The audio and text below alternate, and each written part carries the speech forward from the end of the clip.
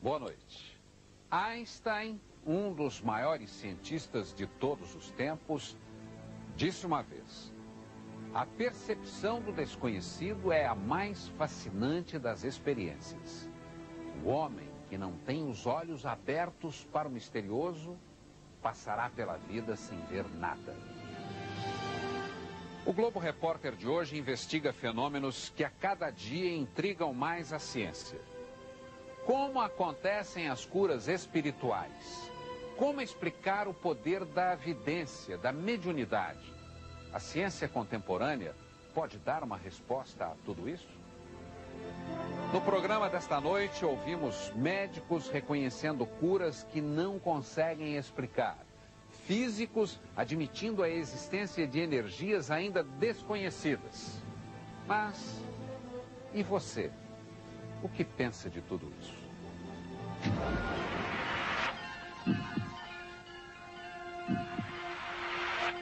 Ao primeiro olhar, a sala de espera é de um ambulatório. Os doentes chegam, relatam seus problemas e aguardam a ajuda dos médicos, como em qualquer hospital. O que não é comum aqui é a medicina.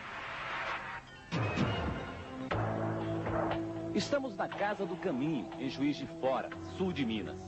Quem vem em busca de cura acredita que especialistas que não estão mais entre nós continuam combatendo doenças, salvando vidas.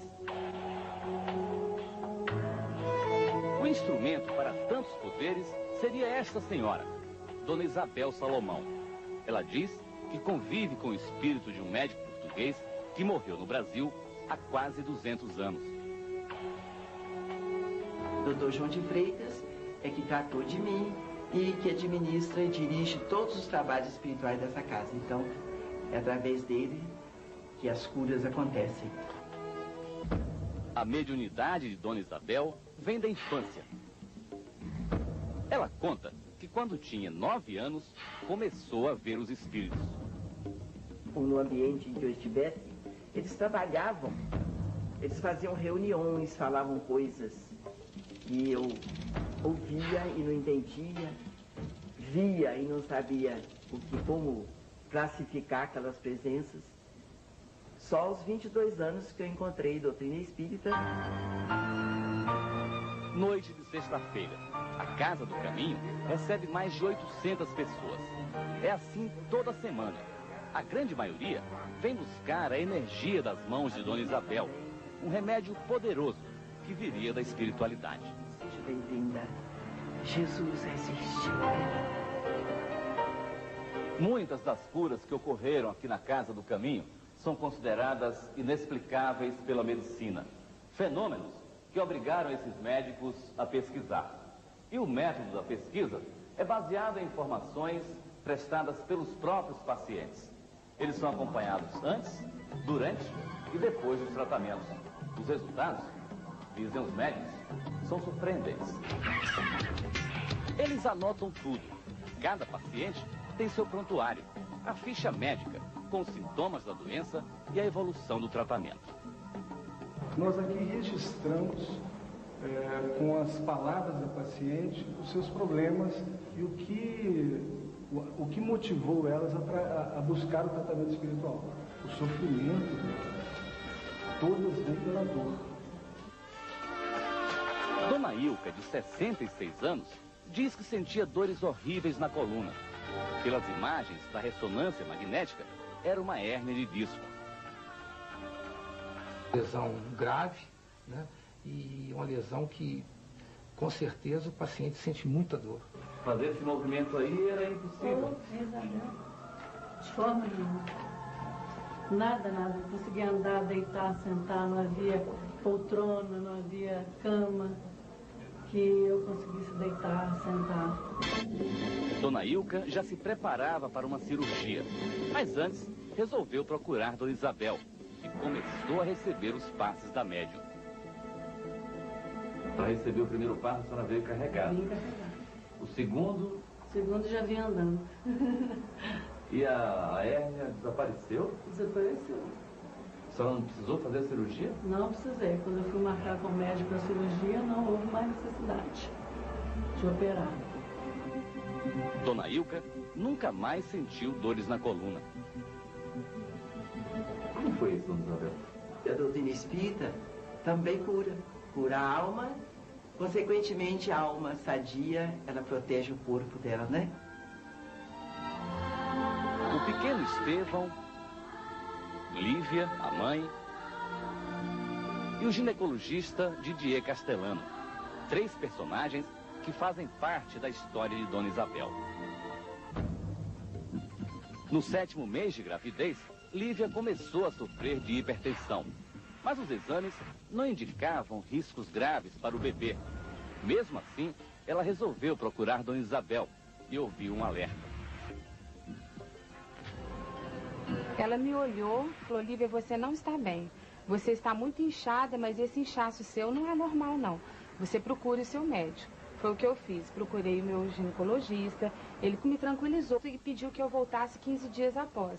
Aí entra a Dona Isabel na história. Ela falou: vocês não vão esperar nem 1 semana, nem 15 dias. Vocês vão interromper essa gravidez amanhã, porque o Estevão já está raspando o fundo do tacho. Ela disse essas palavras.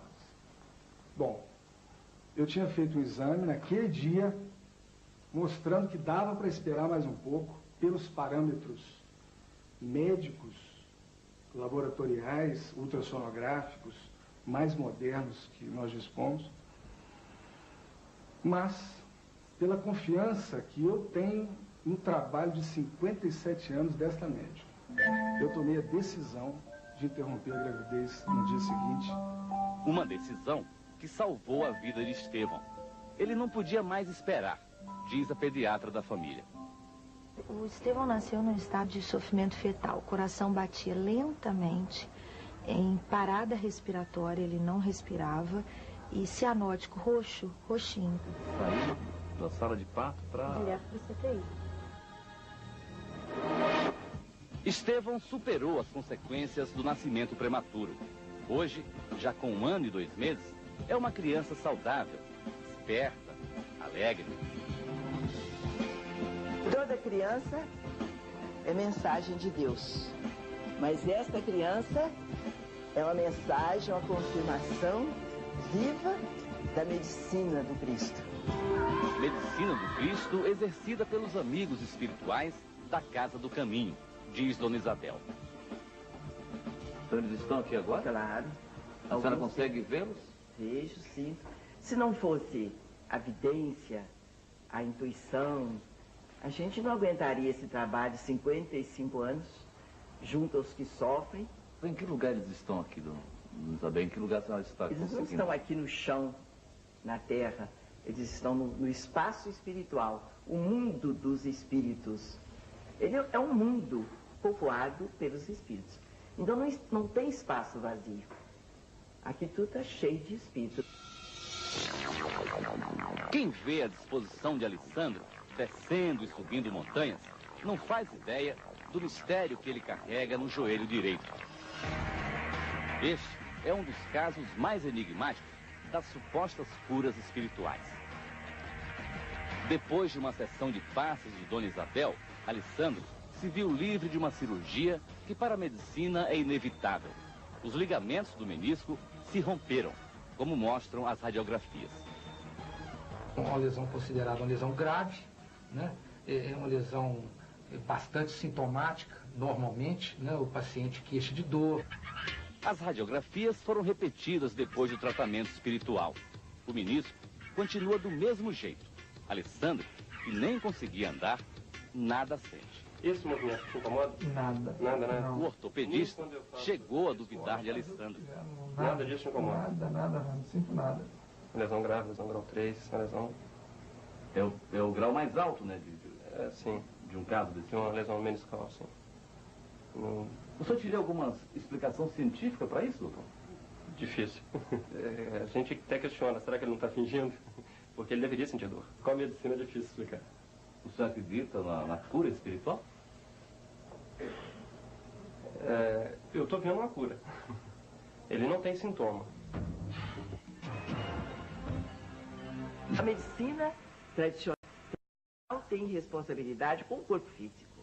É preciso que ela compreenda do espírito, porque todas as doenças começam no espírito. E se não curar o espírito, a doença do físico prossegue. Mas o tratamento espiritual ajuda no tratamento clínico? Os médicos que trabalham neste prédio em São Paulo dizem que sim. Aqui funciona o Instituto de Pesquisas, comandado pelo psiquiatra Sérgio Filipe. O Instituto é uma clínica de saúde mental que não cuida apenas do corpo e da mente, cuida da alma também. São mais de 20 profissionais trabalhando, médicos especializados em distúrbios clínicos, neurológicos e psiquiátricos.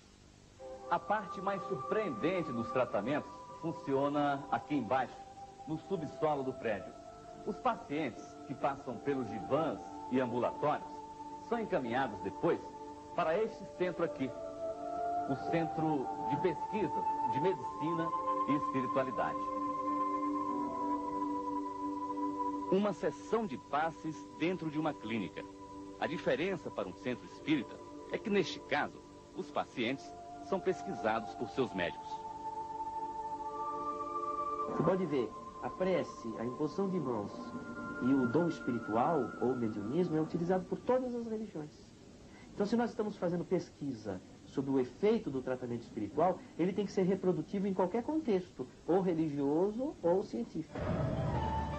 Carla Ferreira é uma das pacientes do Instituto de Pesquisas. Ela sofreu tanto com uma depressão pós-parto que deixou até o marido transtornado. Tem dias que você acha, não, frescura, mas não é. Na verdade, só quem está dentro do problema sabe como que é difícil, né? Eu não me lembro direito como eu cheguei. Eu sei que eu estava, assim, totalmente fora de mim. Eu não saía mais na rua. Não tinha... Assim, eu cheguei num ponto que eu não conseguia chegar no portão da minha casa. Carla precisou de 2 meses de tratamento para vencer a depressão. Então, eu vejo, assim, que toda a minha vida eu fugi da minha essência. Então, agora é como se eu tivesse... Como se eu fosse uma folha em branco e tivesse começando a escrever minha história de novo. Segundo o Dr. Sérgio Filipe, esse casamento da medicina com a espiritualidade, pelo menos aqui, está dando certo. Ele está convencido de que só medicação e psicoterapia não resolvem tudo. 80% das depressões você cura com medicação e psicoterapia. E as outras 20% não se cura. Como é que fica? Então, quando você soma o tratamento espiritual, você amplifica as possibilidades de melhora do paciente.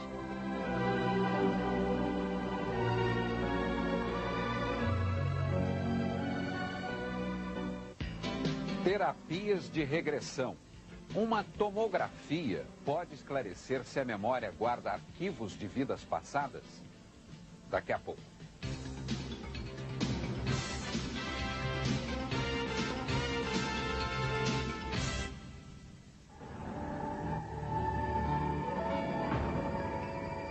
Viagens a um passado que transcenderia ao nosso corpo físico. Eu me vi claramente, muito pequena, criança, perdida no mercado. Eu fui um banqueiro gordo, fumava charuto e realmente eu fui à bancarrota. Aí enxerguei tudo, absolutamente tudo. Os erros, enxerguei, senti cheiro. Sensações, visões, situações estranhas ao nosso mundo. Teria a nossa memória um arquivo secreto de momentos que não experimentamos nessa vida? O homem carrega com ele lembranças de vidas passadas? Especialistas em terapias que utilizam a técnica da regressão estão tentando desvendar esse mistério. Os psicólogos paulistas Manuel Simão e Júlio Pérez nos mostram uma experiência inédita. Usando aparelhos de tomografia computadorizada, eles fizeram um mapeamento cerebral de alguns dos seus pacientes durante as sessões de regressão. E o que revelam os exames? A área do cérebro ativada quando o paciente entra em uma hipotética vida passada é a da memória. A parte que comanda os circuitos da imaginação durante a regressão não entra em atividade, garante o psicólogo. As vias neurofisiológicas utilizadas para o resgate de memórias traumáticas de vida atual foram também utilizadas para o resgate de situações traumáticas de vida passada, suposta vida passada. As estruturas relacionadas à fantasia, os circuitos neurofisiológicos que estão relacionados à fantasia, são outras estruturas, outros circuitos. Vejam o exame. Esta é a área da memória com o paciente em estado normal.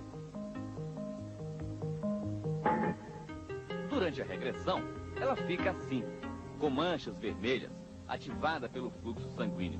Para o psicólogo, isso significa que a pessoa está falando de lembranças de fato, não é imaginação. E os pacientes? O que dizem? O publicitário Tertuliano Pinheiro se submeteu à regressão e diz ter se encontrado em 2 outras existências. A primeira vivência minha foi na Roma Antiga, né?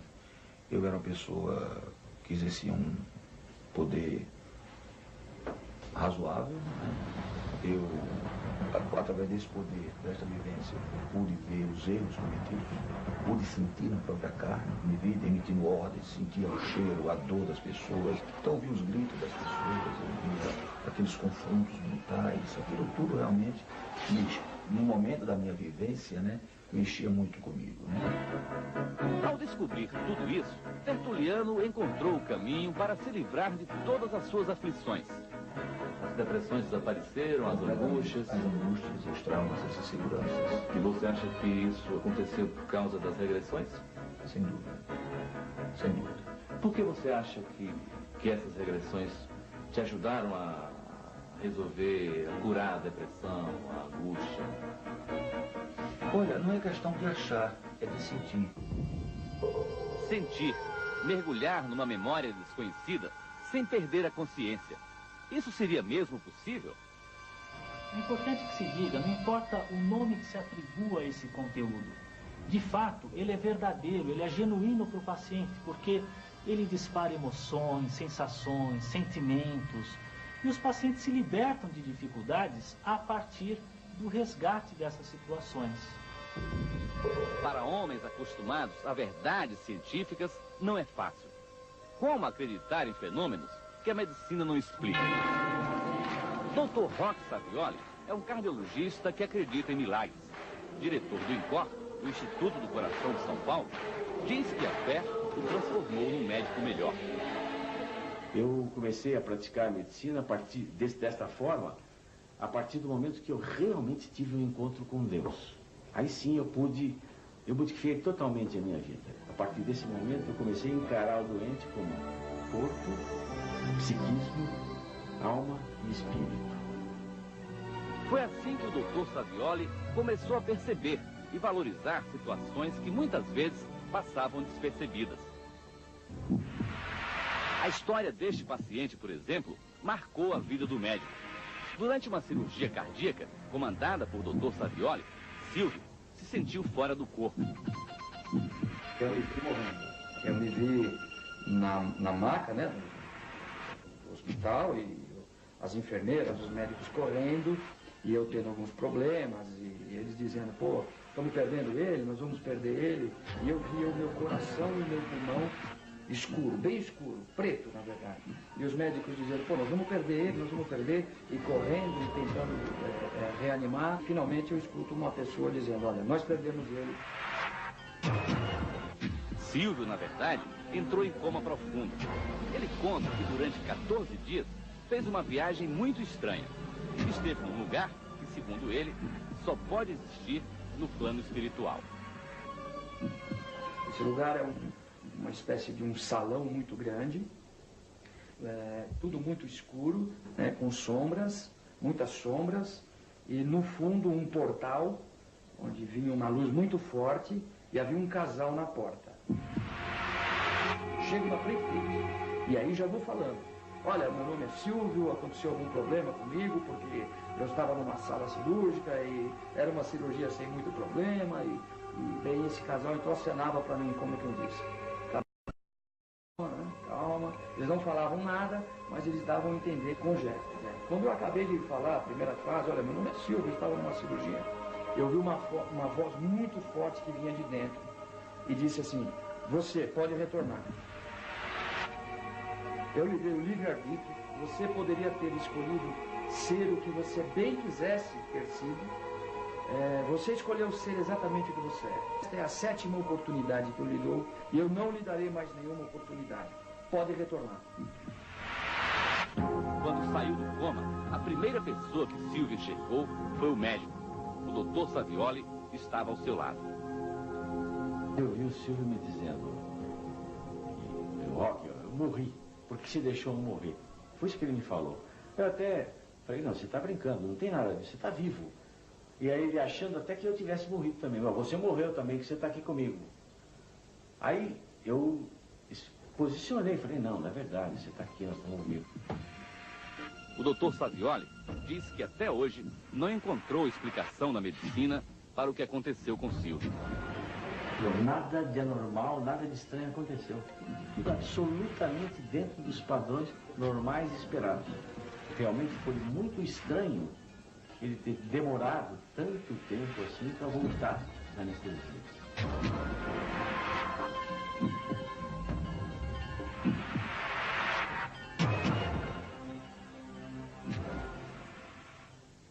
A mulher capaz de ler pensamentos, captar emoções e sentir até as dores dos outros. Como os pesquisadores explicam esse fenômeno? A seguir.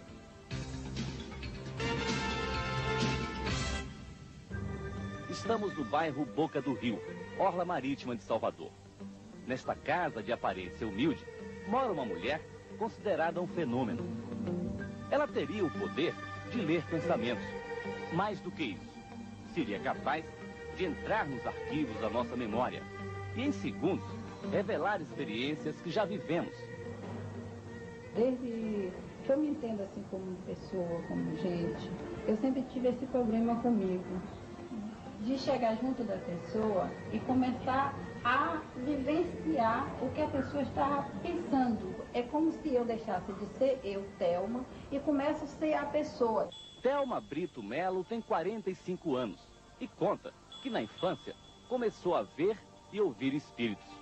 Os pais achavam que era loucura, mas mudaram de ideia no dia em que a vidência da filha evitou uma tragédia. Eu chamei minha mãe, chamei meu pai, disse: olha, meu pai, aí eu mostrava. Ela está me dizendo para eu avisar para vocês que vai cair amanhã a casa da gente. Minha mãe: minha filha, para com isso. Eu falava, as pessoas achavam que eu estava de novo tendo delírio. Como sempre eu era uma pessoa dada como um doente, as pessoas não levaram a sério. Só que quando realmente, num horário exato, a casa caiu. Foi um susto, mas ninguém se machucou. Hoje, os parentes aprenderam a conviver com o estranho poder de Dona Thelma. Aos poucos, esse poder paranormal foi ganhando fama e surpreendendo até quem estudou muito para entender o complexo mecanismo da mente. Esta médica se interessa tanto pelo fenômeno que chega a pedir ajuda a Dona Thelma para tratar de alguns dos seus pacientes. Em que casos ela pode ajudar o trabalho que a senhora desenvolve? Quando o cliente tem uma história de que está uma cronicidade na terapia, não está evoluindo muito, e tem histórias de influências espirituais também na família. Vou tentar entrar em você. Nós acompanhamos a consulta desta mulher, Dona Emília Alvarez, cabeleireira. Dona Thelma se concentra, segura as mãos dela. Ver se a gente consegue agora. E logo entra em transe. Aí começa o fenômeno. Jesus, você está bem? Você está feliz? O impressionante é que Dona Thelma assume os gestos da pessoa, a maneira de falar e até de desabafar. É como se Dona Emília, agora, estivesse diante dela própria. Desde cedo.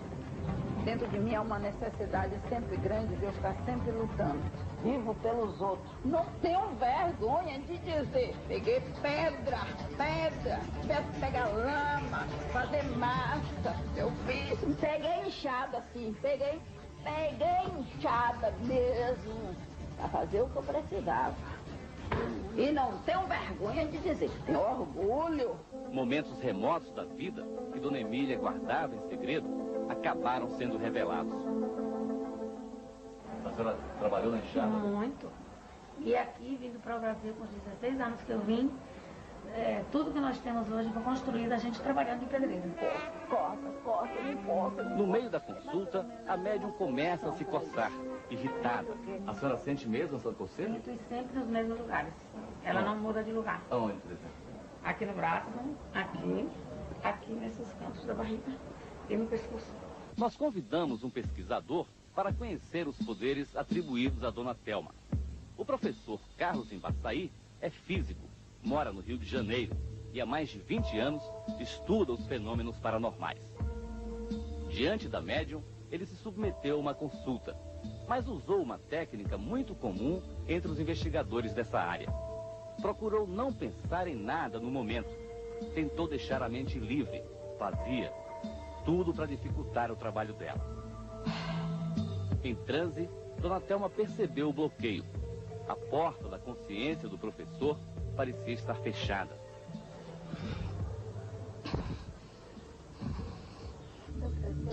Dona Thelma diz que foi levada para uma vida passada.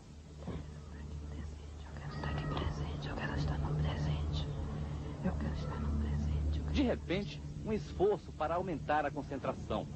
Parece angustiada. Será que teria conseguido entrar na mente do professor? Eu gosto de viver. A gente temos que viver o agora, o presente. Eu tenho pressa. E ultimamente é o que eu mais tenho, é pressa. Será que eu tinha direito de escolher mais algumas coisas? Porque eu já fiz tanta coisa que eu quis na minha vida. Eu sei que muitas vezes até eu dormindo, eu sei que eu estou trabalhando. O professor Embaçaí tomou um susto. Eu sou realmente assim. Só quem me faz essas observações a meu respeito é minha mulher. É a primeira vez que eu vejo esse tipo de fenômeno. Eu já tenho visto inúmeras coisas, desde materializações e coisas espantosas, mas nunca havia presenciado esse tipo de fenômeno. Dentro da física isso não tem explicação. É algo de novo. Isto é, uma pessoa invadir a personalidade da outra, se transpassar para essa personalidade com essa exatidão de 95%. No meio da conversa, percebi que a médium estava preocupada. Quase ao mesmo tempo, uma das nossas lâmpadas se apaga de forma estranha. Dona Thelma, meio envergonhada, diz que o espírito de uma criança está entre nós. Ela queimou a lâmpada. O repórter cinematográfico José Henrique e o técnico Luiz Fernando tentaram substituir a lâmpada queimada. Mas o que seria uma simples troca se transformou num mistério. Tá queimado. Curioso é que a lâmpada realmente não desencaixa. O que, de fato, deve ter acontecido é que, usando a própria energia elétrica, manipulada pela energia ectoplásmica do espírito, ele deve ter induzido a uma temperatura tal que dilatou o sistema. Coisa inédita, porque isso não acontece quando a lâmpada queima. Pelo contrário, quando a lâmpada queima, corta o circuito. Mas os espíritos teriam poderes para isso? E os médiuns? Conseguem mesmo se comunicar com eles? Nós acompanhamos o trabalho desses dois especialistas. Dr. Sérgio Felipe, do Instituto de Saúde Mental de São Paulo, e o Dr. Sebastião Alvernaz, neurologista da Escola Paulista de Medicina. Eles estudam as reações de um cérebro em transe.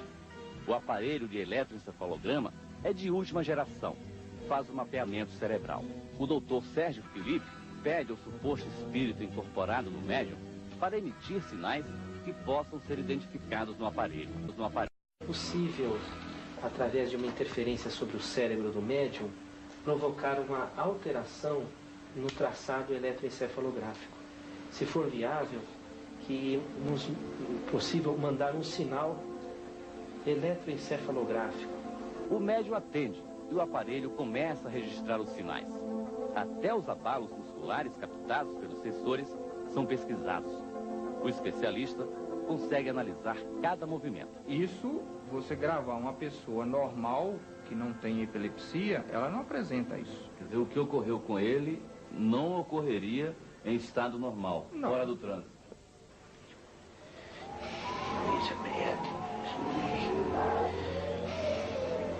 Segundo os pesquisadores, os resultados dos exames indicam que o transe provoca estranhas alterações no cérebro.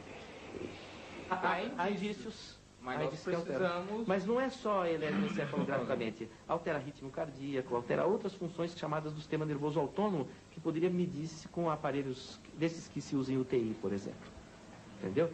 Qual é que é a contribuição desse ensaio aqui que nós fizemos? Né?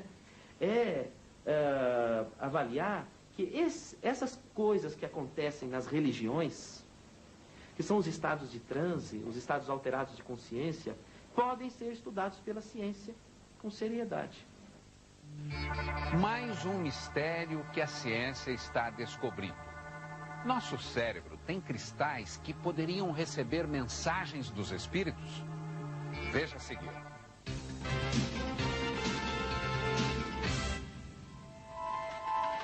Os místicos acreditam, os cientistas duvidam. Haveria mesmo um mundo dos espíritos? E os homens teriam como se comunicar com esse plano além da matéria? O estudo desses fenômenos era restrito às religiões. Hoje, começa a despertar interesse de algumas áreas da ciência. O Hospital das Clínicas de São Paulo criou um núcleo de estudos para tentar comprovar a interferência espiritual no nosso corpo. São psiquiatras experientes que se reúnem 2 vezes ao mês para avaliar o andamento das pesquisas e trocar informações.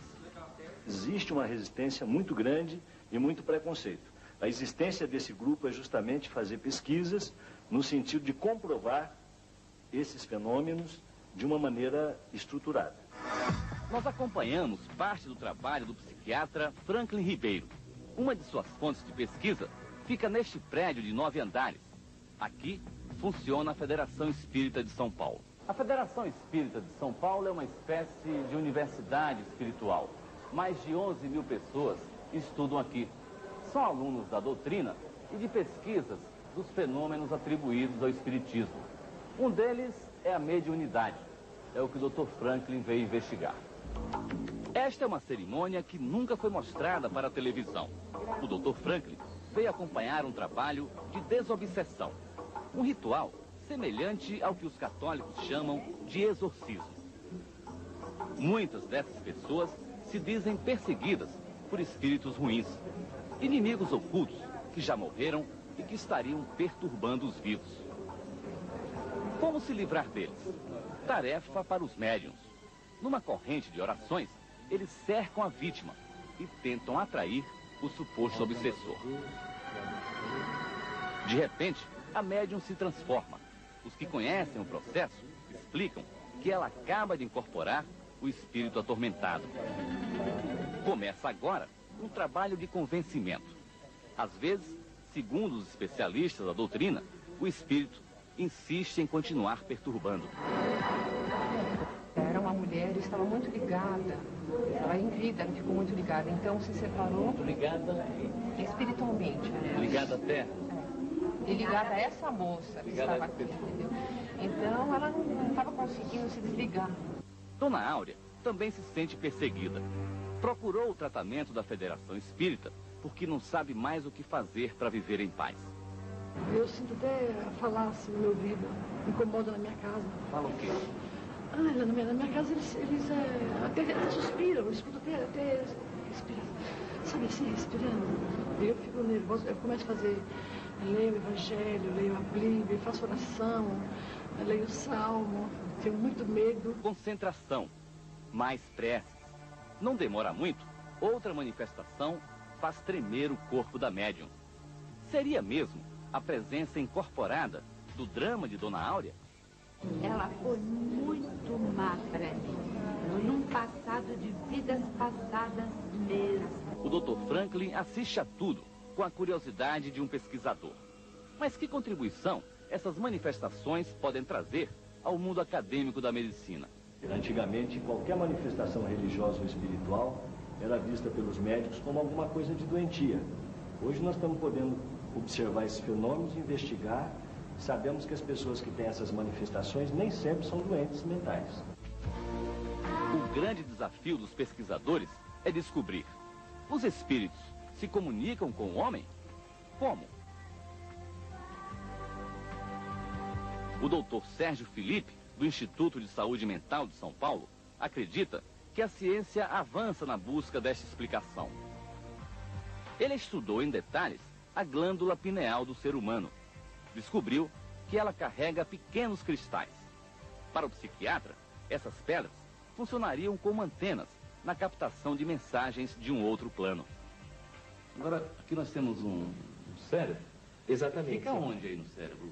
Olha, ele fica bem no meio do cérebro. Dá para ver esse ponto? Parece um caroço de azeitona, né? Aqui estariam os olhos da pessoa. Ele fica bem assim na altura dos olhos. Mas é um cristal minério igual a esse aqui, doutor, que se acha na Terra, na natureza? Esse minério aqui, muito parecido com a apatita, ele é uma forma gigante. Mas nós temos mesmo, na estrutura da glândula pineal, microcristais iguaizinhos a esse daqui. Observação importante. O Dr. Sérgio notou, em repetidos exames de ressonância magnética, que os médiuns carregam no cérebro uma quantidade maior desses cristais. Eu digo o seguinte, que não há pessoas que não tenham esses cristais. Mas o que eu tenho observado é que há pessoas que têm uma quantidade grande desses cristais, tá? Interessante, não depende da idade, tá? E essas pessoas, em tese, elas teriam uma capacidade maior de sequestrar o campo magnético. É o cérebro. No papel, ele explica como os cristais atuam quando estão em atividade. Então vamos imaginar que aqui tem os cristais, tá? Esses cristais, pelo que nós evidenciamos na tese, eles repelem campo magnético. Daí dá para você entender que uma pessoa que tem uma grande quantidade de cristais, ela tem uma grande capacidade de sequestrar o campo magnético, que é vertido em estímulo químico, na neuroquímica. Essas ondas magnéticas, elas transportam informação, é que nem um telefone celular. Hipóteses do Dr. Sérgio Felipe. Se forem comprovadas, a medicina terá uma pista para desvendar alguns dos mistérios espirituais.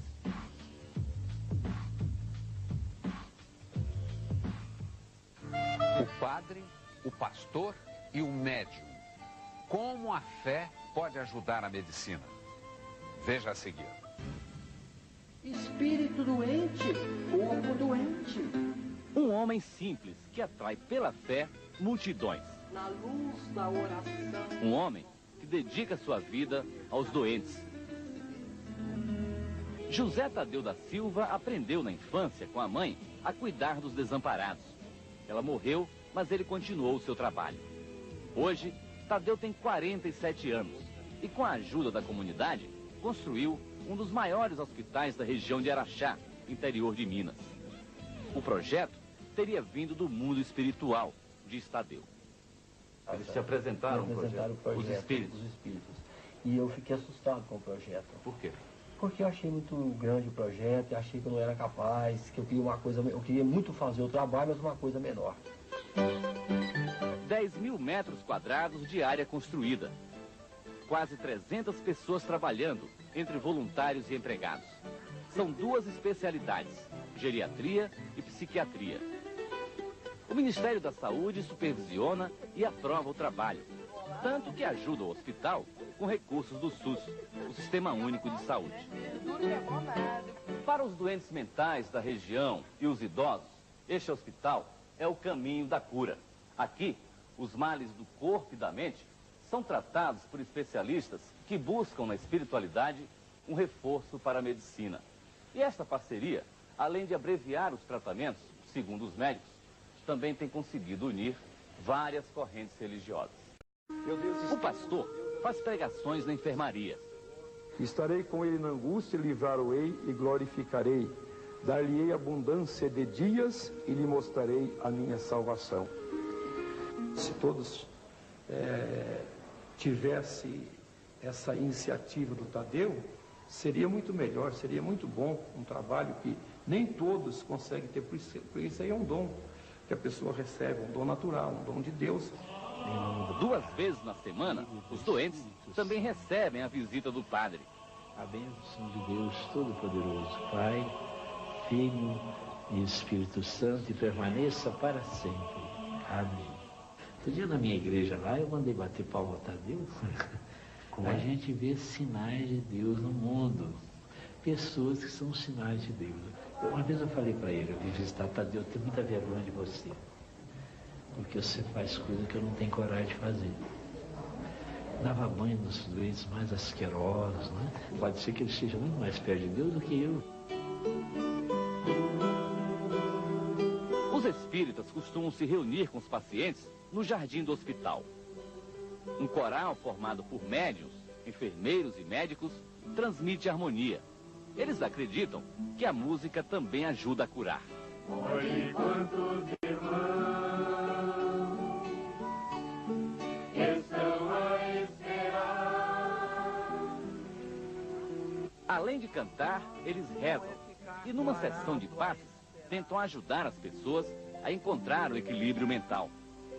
O passe faz parte do tratamento psiquiátrico, ele acalma o paciente. Os passes, a música, a fé. Tudo isso além dos medicamentos para reforçar os efeitos da psicoterapia. Márcia foi vítima de um surto psicótico que durante 2 anos roubou sua lucidez. Ouvia vozes estranhas e só pensava em suicídio. Hoje em dia não, hoje em dia, graças a Deus, logo que eu comecei o tratamento, tomando passes, né?